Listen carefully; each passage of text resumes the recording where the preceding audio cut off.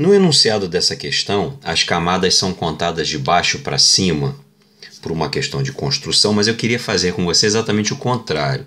Eu queria contar essas camadas de cima para baixo. Então, para mim, a primeira camada vai ser a mais alta, que contém apenas um bloco.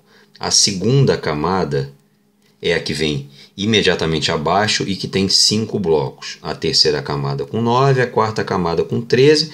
E logo você percebe que esses números estão formando uma sequência aritmética, cuja fórmula geral é Tn igual a 4n menos 3.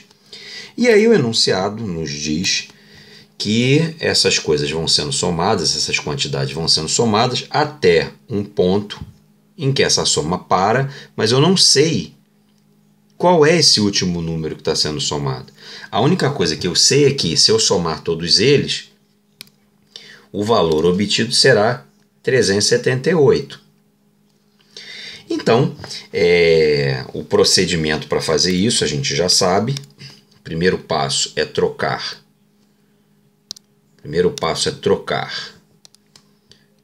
O Tn, representá-lo pela fórmula que foi obtida. Então, vou escrever aqui no lugar de Tn, 4n menos 3. E depois proceder à soma naturalmente. Então, eu vou somar o primeiro com o último, e isso vai dar 4n menos 2. Vou multiplicar pela quantidade de números que estão sendo somados, isso você vê claramente aqui, que estão sendo somados n números. Portanto, eu coloquei o n ali multiplicando, divido por 2, e isso tem que dar 378.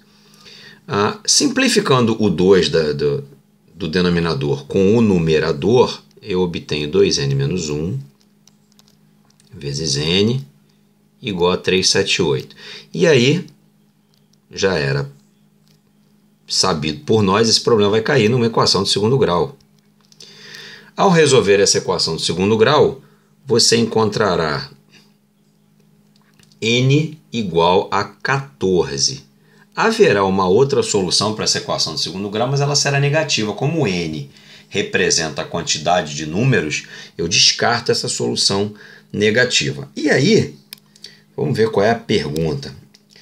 A pergunta é: serão gastos X blocos nessa...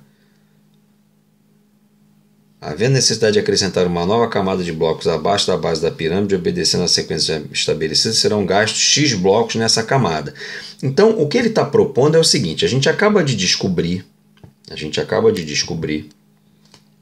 que o n vale 14. E aí, se eu usar a fórmula, aplicar o 14 no lugar do n, eu descobrirei quantos blocos há nesse último nível. Isso vai dar 14 vezes 4, que é 56. 56 menos 3 dá 53. Então, lá na base, nesse momento, há 53 blocos. E aí ele levanta uma hipótese. Havendo necessidade de acrescentar uma nova camada de blocos abaixo da base da pirâmide, quantos blocos serão gastos? Então, o que ele está propondo é o seguinte: a gente colocar uma 15ª camada.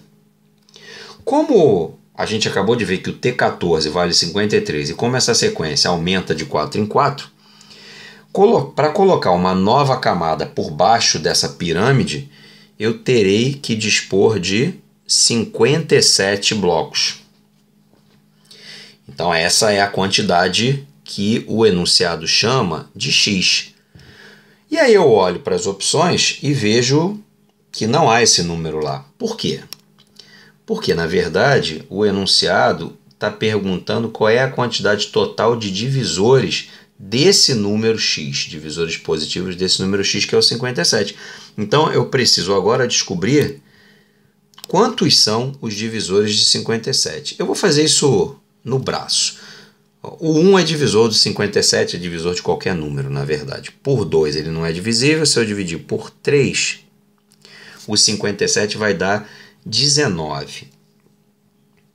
Ele não é divisível por mais nenhum par, né? Também não é divisível por 5, não é divisível por 7. Se a gente for testando os ímpares, a gente vai descobrir que o próximo número que divide 57 é o próprio 19, que faz par com o 3. 3 vezes 19, 57. E, finalmente, o último divisor é o próprio 57. Portanto, esse número aí, o 57, tem 4 divisores.